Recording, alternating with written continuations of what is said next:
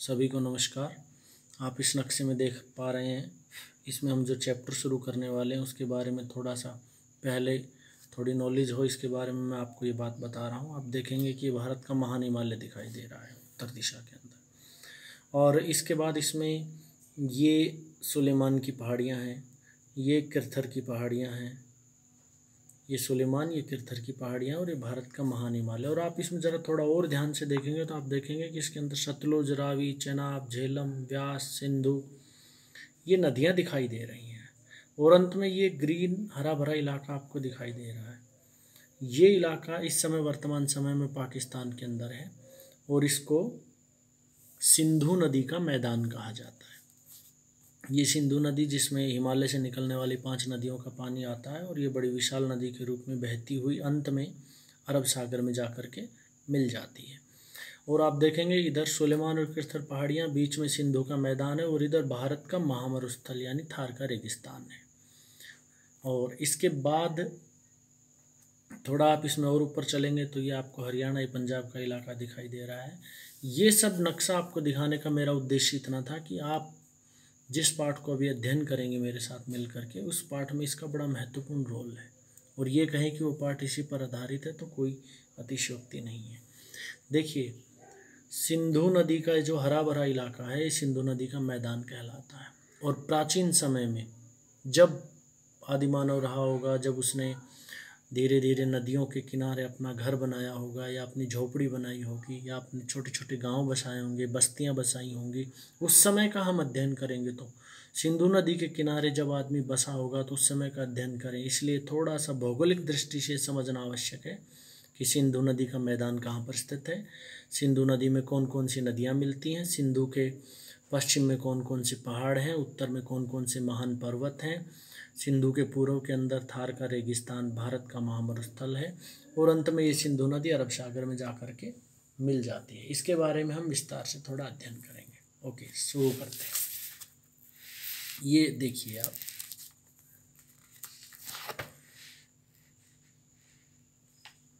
ये आप यहाँ पर पाएंगे कि सरस्वती और सिंधु नदियों के किनारे भारत की पहली नगरीय सभ्यता का उदय हुआ।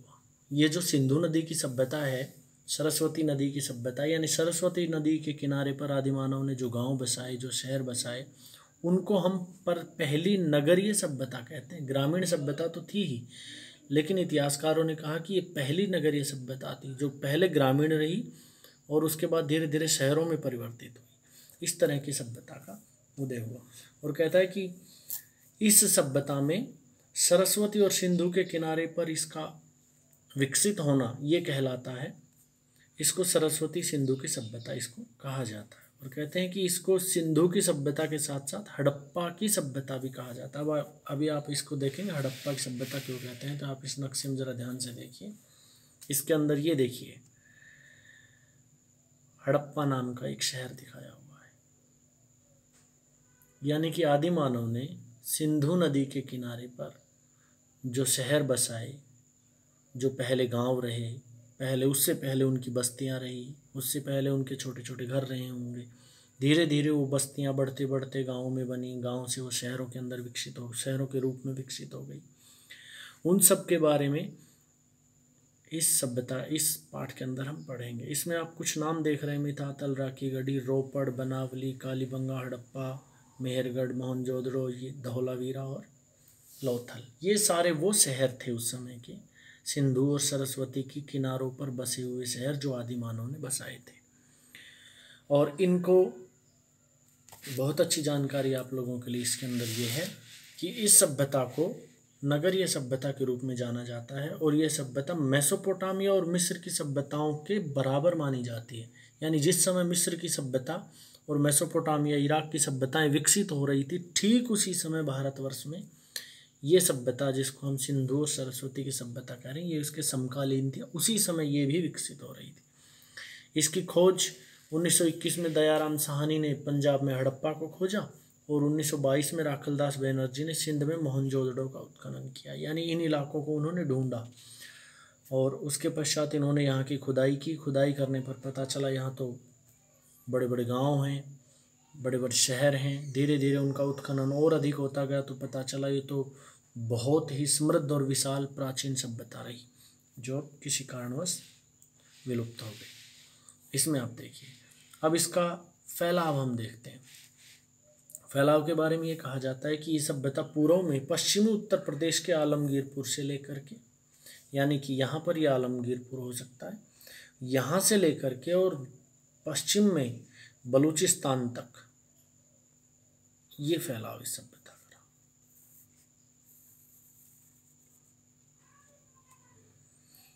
और कहते हैं कि उत्तर के अंदर ये सभ्यता जम्मू के मांडा से लेकर के और दक्षिण के अंदर ये सभ्यता महाराष्ट्र तक रही।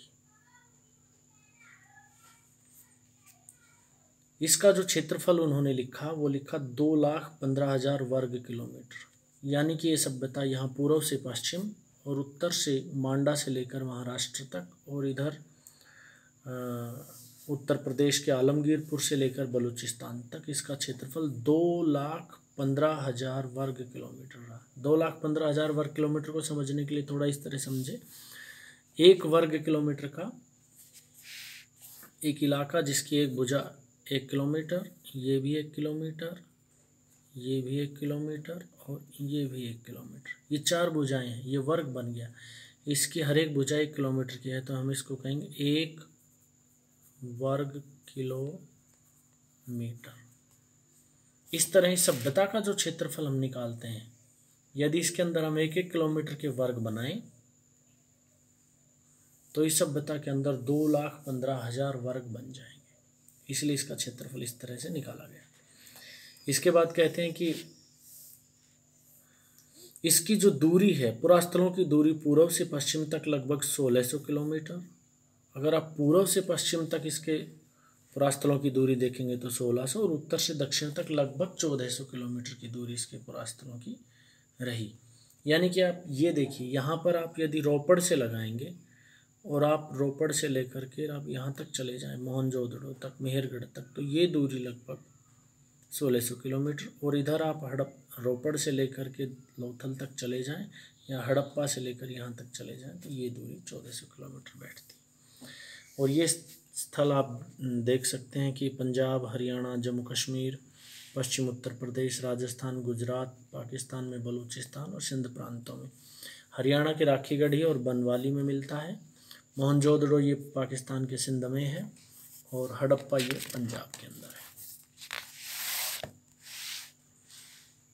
बड़ा ही मज़ेदार पाठ है, आपको आनंद आएगा, थोड़ा समझने की कोशिश करिएगा। इसके पश्चात इसमें धोलावीरा गुजरात का जिक्र है और कालीबंगा ये राजस्थान में। इस सभ्यता के प्रमुख नगर थे, यानी कि आपने जितने भी ये पढ़े, धोलावीरा, कालीबंगा, लोथल, मोहनजोदड़ो, गवेरीवाला, ये सारे इस सभ्यता के प्रमुख नगर थे, शहर थे, बड़े शहर थे। जैसे आजकल भारतवर्ष में बड़े बड़े शहर हैं, इस तरह से ये भी थे। और कहता है कि इसको कालक्रम इसका क्या रहा, किस समय सभ्यता विकसित हुई, तो इसके बारे में इसको कहते हैं कि जब इसका रेडियो कार्बन डेटिंग किया गया तो पता चला इसका विकास लगभग 7,500 से 7,000 ईस्वी तक इसका विकास होना शुरू हुआ। ये सभ्यता पनपनी शुरू हुई, विकसित होनी शुरू हुई। और कहता है कि यहाँ पर सबसे पहले कृषि संस्कृति, देखिए कृषि संस्कृति के लोगों ने, यानी वो लोग जो कृषि करना जानते थे, समझिएगा इस शब्द को। इस शब्द का अर्थ है कि लगभग 7,500 से 7,000 ईसा पूर्व सरस्वती नदी घाटी को प्रथम कृषि संस्कृतियों के लोगों ने अपना निवास बनाना शुरू किया। वो लोग जो कृषि करना जानते थे, उन लोगों ने इसको अपना निवास स्थान बनाना शुरू किया।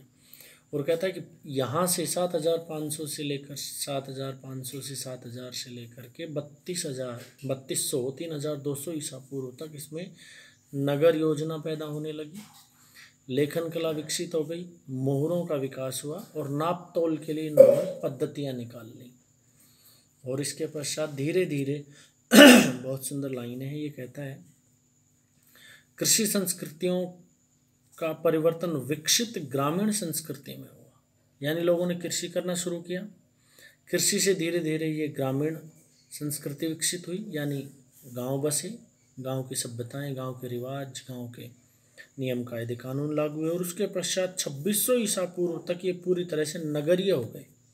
यानी कहने का मतलब ये है कि 7500 से 7000 ईस्वी में इनका विकास शुरू हुआ, शुरुआती खेती शुरू हुई। 3200 ईसा पूर्व जब आया तो उस समय तक इन लोगों ने ये सारे काम कर लिए थे और 3200 ईसा पूर्व तक ये लोग लगभग विकसित ग्रामीण संस्कृति खड़ी कर चुके थे, यानी गांव इनके बड़े विकसित हो चुके थे। और उसके पश्चात 2600 ईसा पूर्व तक गांव शहरों के रूप में बदल चुके थे। और कहता है कि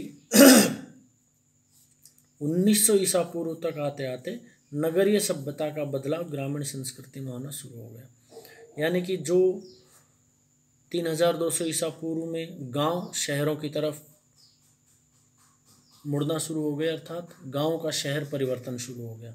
2600 तक पूर्ण रूप से ये नगर के रूप में विकसित हो गए। 2600 से लेकर के 1900 तक आते आते ये शहर से फिर ग्रामीण रूप में ढल गए, यानी शहर से फिर ये लोग ग्रामीण परिवेश में जीवन जीने लगे, यानी शहर फिर से गांव में बदल गए।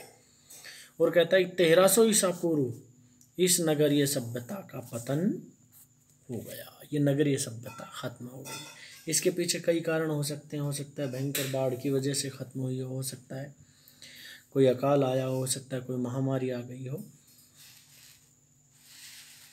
इसके बाद बहुत ही सुंदर आप पढ़ेंगे, इसमें नगर योजना कैसी थी, यदि सभ्यता के लोगों ने गांव बसाए तो कैसे, शहर बसाए तो कैसे। तो वो लिखता है कि सरस्वती और सिंधु की सभ्यता में पूर्व और पश्चिम दिशा में 2 टीले मिलते थे। यानी ये जो गांव थे, यानी ये जो शहर थे, लोथल, कालीबंगा, हड़प्पा, मोहनजोदड़ो, इनमें पूर्व दिशा और पश्चिम दिशा में 2 टीले बनाते थे, ऊंचे ऊंचे रेत के टीले बनाए जाते थे। और कहता है कि पूर्व दिशा का जो टीला होता था उस पर तो आवास, टीले का मतलब आप कोई बहुत छोटा टीला ना समझिए, टीले का मतलब आप ये समझिए कि कुछ वर्ग किलोमीटर का बहुत बड़ा कोई इलाका जो दूसरे इलाकों से ऊंचा हो, जिस पर काफ़ी रेत जमा किया गया हो, उसको उस दूसरे इलाके से थोड़ा ऊंचा बनाया गया। और पूर्व दिशा का जो ऊंचा इलाका था उस पर तो आवास क्षेत्र, यानी लोगों के रहने के लिए गांव शहर ये घर बने। और कहता पश्चिम दिशा में जो ऊंचा इलाका था, रेत के जो टीले थे, मतलब पश्चिम दिशा का जो ऊंचा क्षेत्र था, क्योंकि नदी किनारे बसे हुए सभ्यता थी तो जाहिर सी बात है सिंधु के किनारे बाढ़ का खतरा रहता है, इसलिए इन्होंने ऊंची जगह पर अपने घर बसाए होंगे। तो कहता है पश्चिमी दिशा की तरफ जो टीले थे उस पर दुर्ग यानी किले बनाते थे ये लोग। इनकी दीवार बड़ी मजबूत हुआ करती थी। और कहता है कि नगर का जो आवास क्षेत्र था, यानी पूर्वी दिशा के जो टीले हैं जिन पर लोग रहते हैं, आवास है सामान्य जन का, उनके अंदर नागरिक, व्यापारी, शिल्पकार, कारीगर ये रहा करते हैं। श्रमिक, कारीगर, शिल्पकार, व्यापारी और नागरिक। और जो पश्चिमी दिशा का जो टीला है, ऊंची जगह है जिस पर इन्होंने दुर्ग बनाए हैं, उन दुर्ग के अंदर इनके प्रशासनिक, सार्वजनिक और अन्नगार ये हुआ करते थे। अब इस नगर योजना की विशेषताएं थोड़ी आप ध्यान, रक्षा प्राचीर, यानी ये लोग अपनी जो अपना जो दुर्ग बनाते थे या अपना आवासीय क्षेत्र बनाते थे तो ऊंचे टीले पर या ऊंची जगहों पर उसमें प्राचीर बनाते थे, दीवार बनाया करते थे ताकि बाहरी आक्रमण से सुरक्षा हो जाए। इस सभ्यता के इन गांवों में सड़कें थी, पानी की निकासी के लिए नालियां थी, यह लोग पक्के भवन बनाते थे और ईंटों का एक विशेष माप होता था इन लोगों का। आपने देखा होगा आज भी भारतवर्ष में लाल रंग की ईंटें बनाई जाती हैं, उनका एक विशेष माप है। और इससे पहले कि यदि आपने कोई पुराने भवन, पुरानी हवेलियां या किले देखे हो तो आप उनमें देखेंगे कि उनकी जो ईंटें हैं पुराने भवन और किलों की, वो और भी ज़्यादा छोटी आकार की हैं। इसके पश्चात ये आप समझ गए होंगे, इसके पूर्वी और पश्चिमी जो ऊंची जगह थी उन पर जो बुर्ज बने होते थे और जो आवास बने होते थे उनके बारे में है। इसके पश्चात कहता है कि मोहनजोदड़ो की सड़कें लगभग 9.15 मीटर यानी लगभग 30 फुट के आसपास इनकी सड़कों की चौड़ाई हुआ करती थी। सड़कें लगभग 30 फुट के पास चौड़ी हैं और गलियां लिखता है 3 मीटर ये चौड़ी हैं। इसके अलावा कालीबंगा ये सब इनमें मिठातल की सड़कें भी चौड़ी हैं, सफाई का विशेष ध्यान होता था। ये पढ़ने के बाद हम अगले पेज पर आते हैं।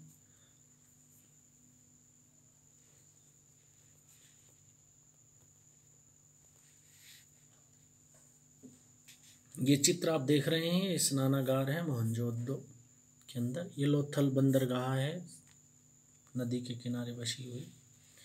और कहता है कि यहाँ पर साफ सफाई का विशेष ध्यान था और कूड़े कचरे के लिए सड़कों के किनारे कूड़ेदान रखे जाते थे। देखो प्यारे बच्चों या जो भी कोई आप इस वीडियो को देख रहे हैं, आप ये देखिए कि आजकल हमारे घरों में हम कूड़े कचरे को, शहर बाज़ारों के अंदर कूड़े कचरे को, दुकानों के अंदर कूड़े कचरे के लिए कूड़ेदान रखते हैं। लेकिन ये याद रखिए कि आज से लगभग 3000 वर्ष पूर्व जो सभ्यता रही, 3000 से 4000 वर्ष पूर्व जो सिंधु की सभ्यता रही, सरस्वती की सभ्यता रही, वो लोग भी अपने यहाँ पर कूड़ेदान रखते थे। इसका मतलब वो सभ्यता बड़ी विकसित रही होगी। जैसे आजकल घरों की नालियों, बड़े नाले में पानी गिरता है, वहाँ से पानी नगर के बाहर चला जाता है, ऐसा पुराने समय में भी होता था, उनके यहाँ भी ऐसा ही था। मुख्य रूप से नालियाँ पक्की ईंटों की बनाई जाती थी, चौड़ाई आवश्यकता के अनुसार निर्धारित होती थी और संभवतः नालियों की सफाई भी समय समय पर की जाती थी। यानी कि इसमें वही सारे लक्षण हैं। थोड़ा सा इस चीज़ को आप समझने का प्रयत्न करें कि इस सभ्यता के विकास के लिए जो जो उन लोगों ने काम किए, जो जो उन लोगों की विशेषताएं रही, जो उन सभ्यता के गांव की विशेषताएं रही, जो सिंधु के किनारे बसे गांव के लोगों के, वही सारा कुछ आज हमें अपने समाज में भी दिखाई देता है। तो आज यदि हम अपने आप को बहुत विकसित मानते हैं या आगे बढ़ा हुआ मानते हैं, तो हम इस बात से इनकार नहीं कर सकते कि वो सभ्यता भी काफ़ी विकसित रही। इसके पश्चात इससे जो आगे का है वो हम बाद में पढ़ेंगे।